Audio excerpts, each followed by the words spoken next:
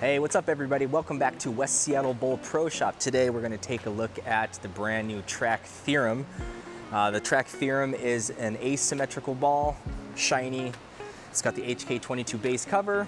It's got some numbers we'll talk about in a sec, but the short of this ball is that it's supposed to skid snap. So let's see if that's what it does with our first look.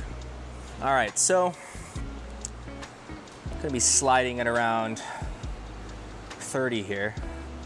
Getting it out to our normal house shot at about 8.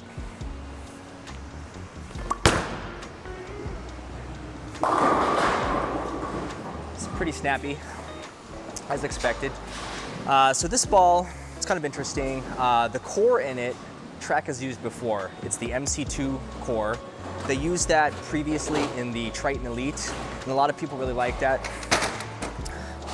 Early rolling, smooth and controllable, especially in the middle of the lane. But they changed it for this ball. Whereas in the Triton Elite, it was symmetrical. Now it's asymmetrical. They basically just shaved off the sides of it, which also changed the numbers and some of the properties of what the core does. I'm gonna move over one more left and see how this goes.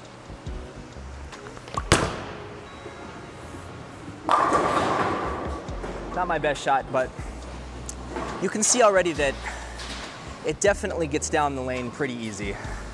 This is our fresh house shot. It's cold outside, so that's part of it, but it's not the full story. I can definitely see the phases of the ball pretty further down the lane. But yeah, so the Theorem Track shaved the sides off the Triton Elite core. That made it asymmetrical. So the numbers on this ball are 248, 046, and with a 017 differential. We'll talk about what that specifically means. I'm gonna throw a better shot and see if we can't watch the phases a little more accurately. Kinda liked it. It snapped a little hard. It's supposed to, that's the point of this ball. All right, so those numbers, 248, 046, 017. There's a lot of technical stuff in there. The lower level way to explain it is that, like a figure skater, 248, 247, that RG means that the ball is going to get into a roll pretty quick. Like a figure skater with their arms pulled in tight, going faster. That's what this core is trying to do. The 046 differential, really what that means is that it's got a medium amount of flare. So how much fresh cover stock is touching the lane? A medium amount. It's that third number that makes this core different from the Triton Elite. Let's talk about that one in just a second.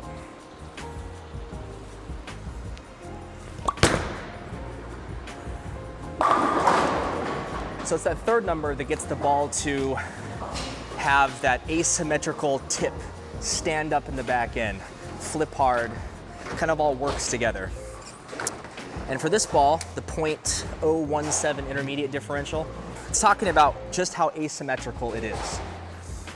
It's fairly strong, it's fairly asymmetrical. It's not the biggest number it could be, but all these work together like a recipe. And the recipe for this ball is skid snap.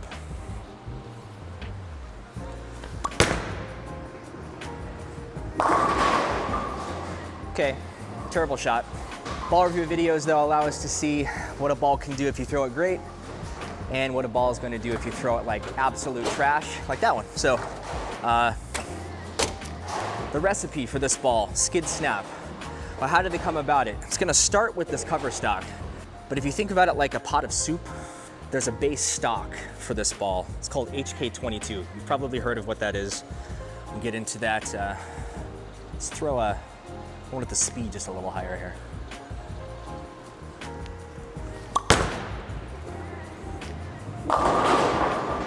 Okay, so HK22, think of that pretty simply as your soup's base. Almost all Brunswick brand balls have HK22 lately as their soup base. And then it's adding in the extra ingredients to make them different from each other.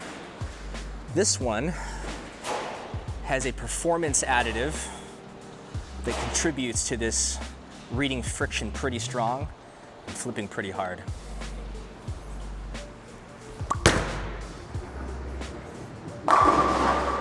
So that you can throw it way more right than you intend to, like that. And it's still going to see whatever little friction there might be, especially on a pretty fresh house shot, 42 feet that I'm bowling on now.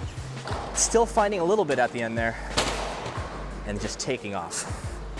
But yeah, so the same reactive resin that's used to make this hybrid cover stock is essentially the base used for all sorts, dozens and dozens of Brunswick family brand balls.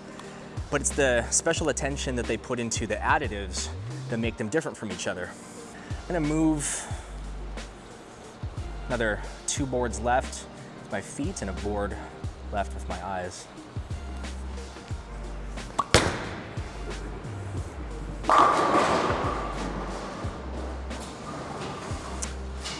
It actually rolls pretty good.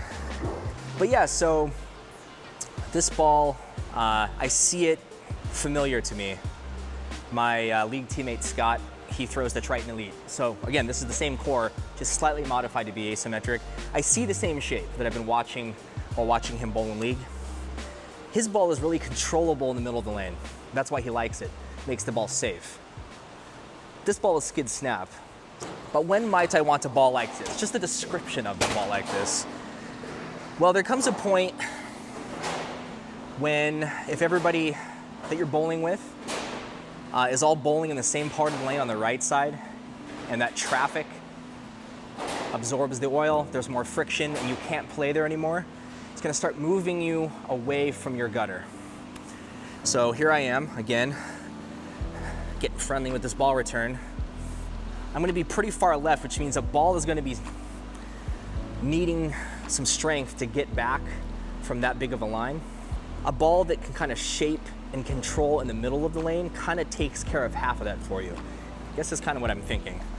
So let's try to pure this one and then we'll play around a little bit.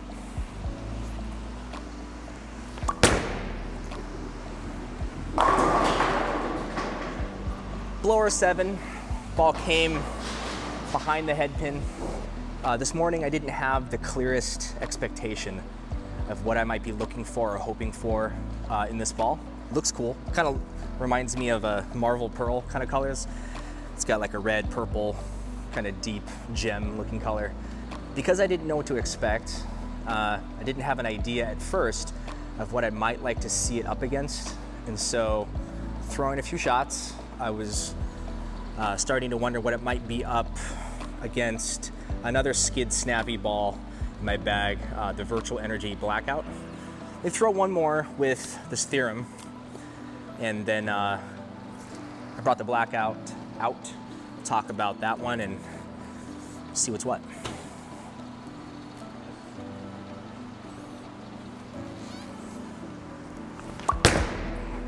Looks all right. Pretty sharp. So the Virtual Energy Blackout, also skid snappy, also pretty strong, also asymmetrical, also out of the factory polished, but not mine. Mine, I knocked that shine off just a little bit. I took a fresh 4000 pad, something you can do at home too, by the way, and I just wiped it enough until I felt that whatever polish was applied at the factory was just off, and then all the surface steps underneath were kind of preserved. So we're gonna see what this does from about the same spot. And then I'll think about whether or not I would want to change the surface on that Theorem. I already know fresh out the gate that this Blackout is gonna be having me up against the ball return. Let's see what's up.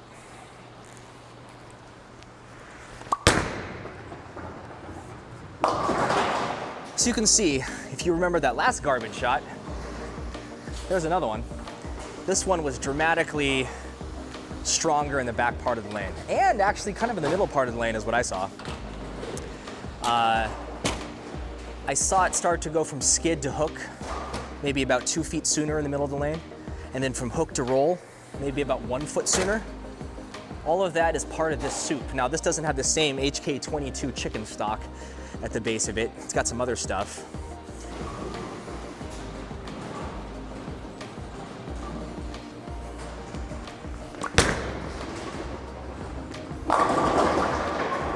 Okay, so I don't know if you ever have those days when you're just not sharp in your physical game. I'm exhausted. We just had Thanksgiving last night, and I ate well, and so I'm tired. So trash shots, but I guess what I find with this blackout right now is that I miss inside. It's gonna hang out in the oil, still be pretty clean, but this core is a monster. Still continue to the back. I don't typically use this on a house shot. In fact, I'd probably need to be on heavier, maybe longer oil to bring something like this out, but it's good to have that covered in my bag. Let's throw one more, we'll go back to the Theorem. That one's all right. So split the 8-9 on that one. So the way I like my soup for that Virtual Energy Blackout is having its base stock. This is a ridiculous analogy, but like having its base stock, still pretty clean. I like the strong cover. I really like the early rolling strong core, but I don't use it all that often. I use it probably on heavier volume shots, and that's not our house shot right now. So it doesn't really come out of my bag very much. But I did knock the polish off. I think I would do something similar with this ball. I think I would probably take a 2000 pad just to get it to start bleeding its energy off a little more in the middle of the lane, so that the ratio is a little more even for me. And in the back part of the lane, it can still tip, but a little more controllably.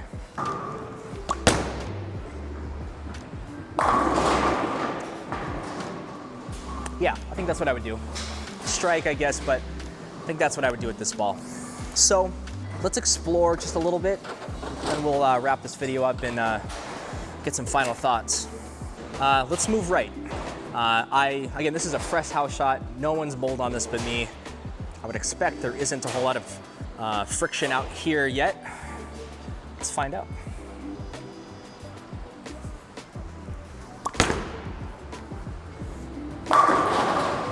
So kind of flattened it out a little bit because I was really worried that that was just gonna take off. It didn't. That's that Triton Elite-esque core. Still pretty balanced. Even though it's asymmetrical now, it's still pretty controllable and balanced. It's friendly to your hand positions, hand changes, hand errors. That blackout, it rolls pretty well for me in my game with the polish knocked off just a little bit. For me, I chose a 4000 pad. I didn't want it to read too aggressively in the middle part of the lane because its differential is pretty high. And that means that it's got more flare, more fresh cover. That kind of does the middle of the lane for me. A ball like this though, it's got a lower differential, so it's got a little less flare, a little less fresh cover. I think I'd go 2000 on this ball. Let's throw one more here and then we'll maybe check out a surface change.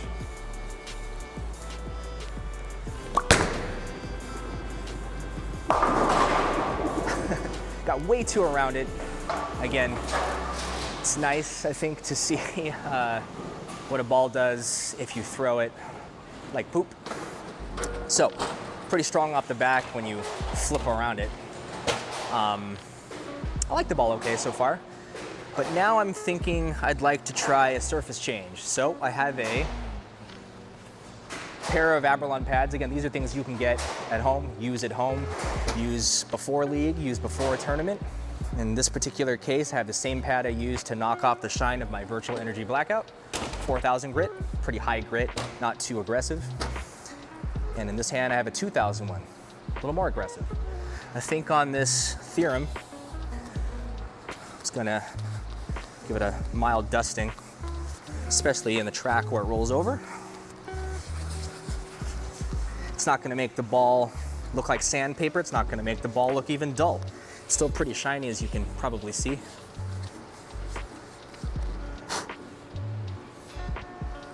Let's see if this just gets the ball to be a little more even rolling for my game.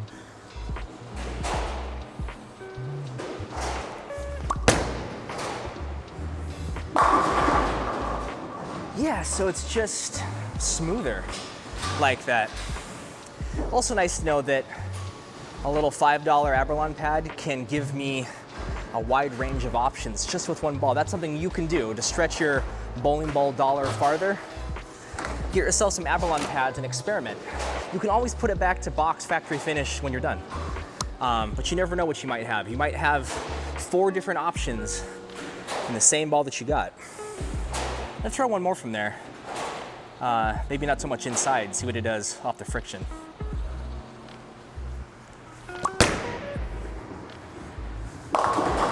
Okay, so it's a little heavier rolling. I expected that. I think I like that better though. Yeah, so let's wrap this up. The track theorem. I drilled mine, my standard asymmetrical layout, and that's 60 by 5 by 60. And we'll talk about what that means, but the first number, the first 60, essentially means that in the 3 phases, as a core starts to rev up going down the lane, it goes from skid to hook, kind of medium quick. Kind of allows the core to kind of show what it does.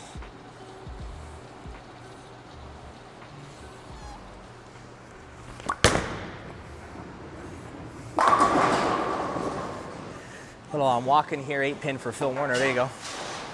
That second number, 5, we're talking about kind of flare potential. So it's kind of still pretty strong, maybe erring on the side of forward rolling, but kind of benchmarky. Again, allows the core to kind of show what it's made of. It's that third number for me that I tend to go to, 60. For a lot of people, that's pinned down. For me, it's pinned in the middle finger, and that reduces the flare. Kind of gets the phases of the ball to happen more throughout the course of the lane, as opposed to waiting till the end to snap or doing everything at my toes. Everything's kind of balanced.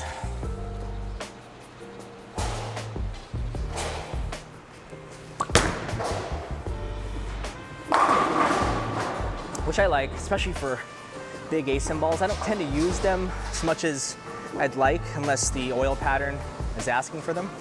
A ball like this in Track's current ball lineup has this sitting just under the new Paragon Pearl, that green ball, and just above the sensors, maybe just slightly above the stealth kind of stuff. So it's a type of ball, a shape that Track didn't currently have. So for all you Track enthusiasts or people looking for a shape like that, they got you covered with this one.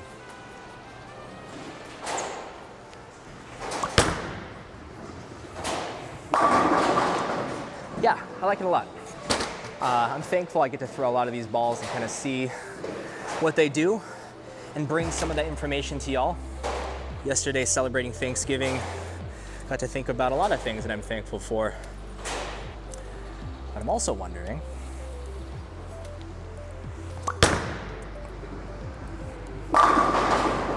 what your holiday plans are coming up. A lot of people celebrate different things. The next 2 months here in Seattle, holidays aside, just generally a lot of people are going out of town. The weather's getting colder.